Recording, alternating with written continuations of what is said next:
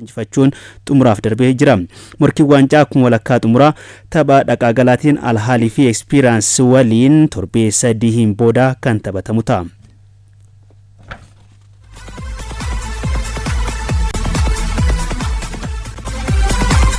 Leicester City Premier League England itti guddate. Bara dorgommii darbee Premier League England keessa kan bu'ee Leicester City turtii waggaa tokkootiin booda Championship irraa gara Premier League itti guddatee jira. Leicester City kaleessa taphachuu baatus morkataan isaa sadarkaa lammaffaa irra jiru Leeds United goolii 4-0 QPR mo'amuu isaatiin taphoonni lama osoo isaafu dursee darbuu isaa mirkaneeffate. Kilabichi taphoota lamaan isaa injifannaan qabxii 100 walitti qabachuun waggaa tokkoon booda gara Premier League itti deebi'a. Qabxii 89 sadarkaa sadaffaa irra kan jiruu fi taphoonni 3 kan isaafu Ipswich Town Leicester taanuun gara Premier League itti guddachuuf carraa bal'aa qaba. Kaleessa kan mo'ame Leeds United qabxii 90 qabaatus tapha tokko qofa qabaachuu isaa tin carraan caalu Ipswich Towniif kennameera. Akka dambii dorgommichaatti kilaboonni sadarkaa tokkoffaa fi lammaffaan xumuran kallattiin hirmaannaa Premier League mirkaneeffatan kanneen sadarkaa sadaffaa hanga ja'affaatti jiran waliin morkachuun kilabni injifatee gara Premier League itti dabalama.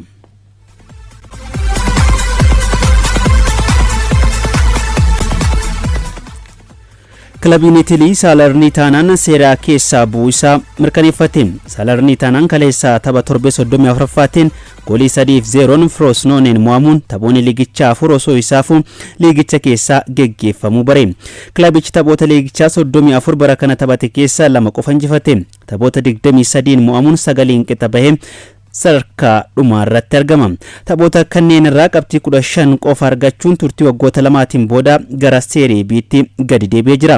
Liigichaan morkiin hirmaannaa taphoota ardii Awurooppaa argachuu fi akka liigii B'tti hin buuneef taasifamaa jiru ammas cimeetti fufeetti jira. Torbee 34ffaan har'atti fuun Juventus AC Milan, Lecce Monza, Lazio Hellas Verona waliin morkatu. Inter Milan dursee shaampiyoonii Serie A ta'uunsaa ni beekama.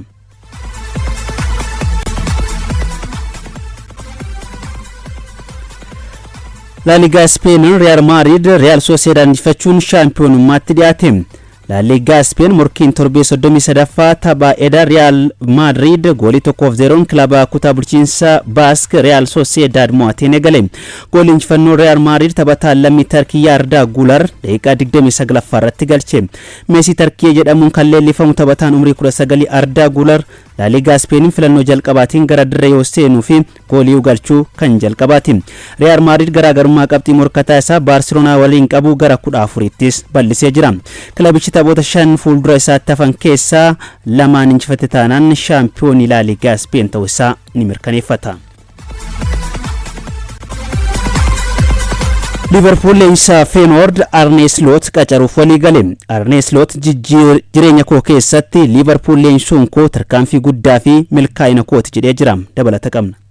Liverpool have open negotiations with Feyenoord over Arne Slot. Liverpool bakka Jurgen Klopp leenjisaa Bayer Leverkusen Xavi Alonso fi kan Sporting Lisbon Ruben Amorim fudhachuuf yaaliin taasisee milkoofneef. The Reds Liverpool sana booda xiyyeeffannoo isaa gara leenjisaa Feyenoord Arne Slot gochuun amma gara Anfield fiduuf waan hunda xumuree jira. Beenyaa waliigaltee ittiin diigan paawundii miliyoona 9.4 dabalatee baasii waliigalaa leenjisaa kanatti Liverpool baasu paawundii miliyoona 13 gahuu danda'a jedhame. Kun ammoo leenjisaa qaalii lammii Neezerlaand isa taasisa. Tooftaan taphaa Arne Slot namummaan isaa fi dandeettiin taphattoota goomsuuf inni qabu filannoo Liverpool akka ta'uuf wantoota isa kaadhiman keessaa jalqaba irratti heeramu.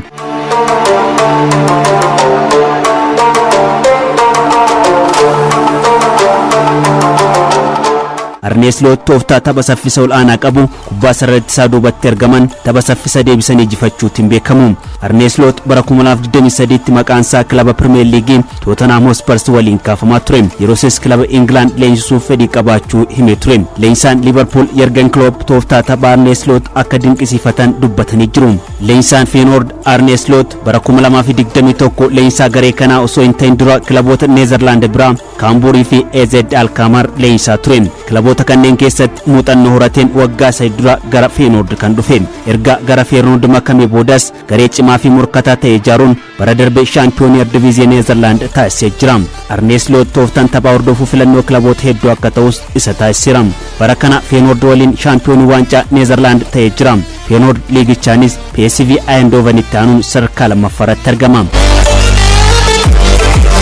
Leenjisaan kun gara Liverpool yoo dhufe bakka Jurgen Klopp bu'uun duudhaa isaanii itti fufsiisuuf abdatameera. Arne Sloot kontiraan Feyenoord waliin qabu hanga bara 2026 isa tursa. Liverpool waliigaltee kana diiguuf beenyaa paawundii miiliyoona 9.4 kaffaluun gara Anfield fiduuf waliigaleera. Lammiin Neezerlaand umrii 45 kun Jurgen Klopp bakka bu'uuf qophii xumureera. Jurgen Klopp baatii gurraandhalaa keessa dhuma bara dorgommii kanaatti Anfield gadhiisuuf murteessuun ni beekama. Akkaataan gareen isaa kubbaa miilaa itti taphatu natti tola. Wantoonni ani akka nama tokkootti waa'ee isaa dhaga'u hundi gaariidha. Leenjisaa gaarii fi furmaata Liverpool ni ta'a jedhee tilmaamaan yaada the normal waan Jurgen Klopp kaleessa kennanidha. Klopp dabaluun Liverpool leenjisuun hojii gaarii addunyaa kanaatti addunyaa irratti garee cimaa fi namoota gaggaarii akka argate itti himuu barbaada jedhani. Arne Sloot jireenya koo keessatti Liverpool leenjisuun koo tarkaanfii guddaa fi milkaa'ina kooti jedhe. Liverpool's new manager has taken a turn. Arne Slot. Premier League Englandin har'a taphoonni torbanii taphatamu. West Ham guyyaa sa'aatii 8 walakkaa irraa eegaluudhaan Liverpool simataa Fulham, Crystal Palace, Manchester United, Burnley, Newcastle United, Sheffield United, Wolves, Luton Town sa'aatii wal fakkaataa 11tti ni taphatu. Everton sa'aatii 1:30 irraa eegalee Brentford waliin kan morkatu ni ta'a. Aston Villa halkan sa'aatii 4tti Villa Park irratti Chelsea waliin kan taphatu tapha cimaa torbee kanaati. Liigichaan boruu taphoonni sadii ni taphatamu. Bournemouth, Brighton, Tottenham Hotspur, Derby Londonin, Arsenal waliin akkasuma Nottingham Forest, Manchester City kan simatan taphoota torbee 35ffaa Premier League